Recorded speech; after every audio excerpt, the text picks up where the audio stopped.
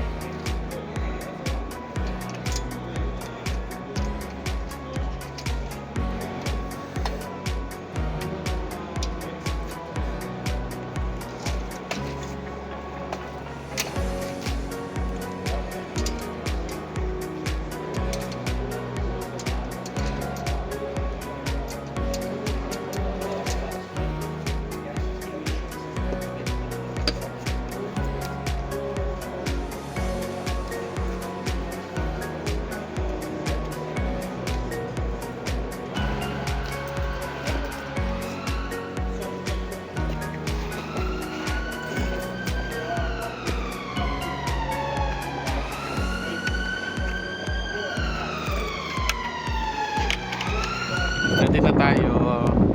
Nakaset up yung bike. Yan yung bag ko, yung mga gears natin.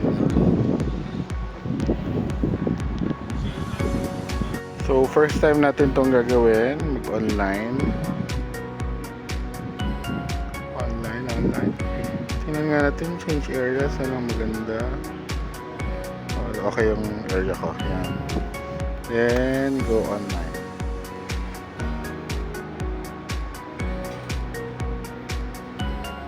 So mag-aantay lang.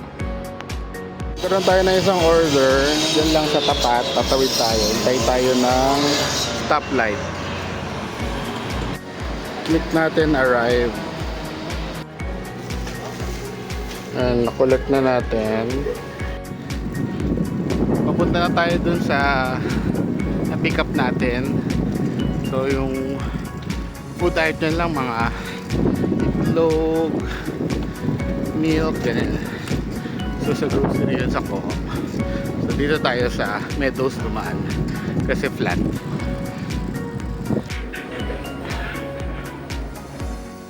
Successful yung ating first delivery. Kumita tayo ng 2 pounds.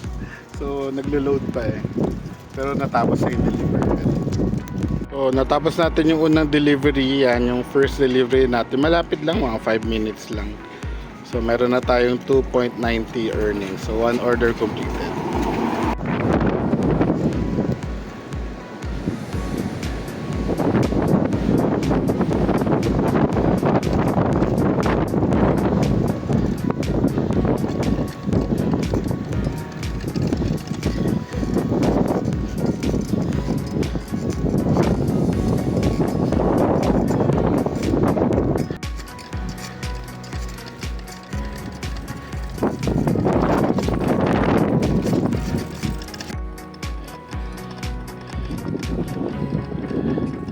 Meron pang swan, no?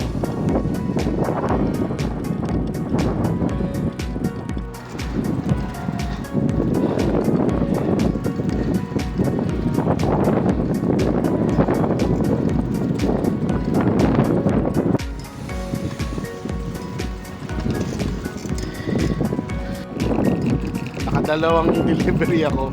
Uwi muna. Kasi 1 hour lang talaga papawis.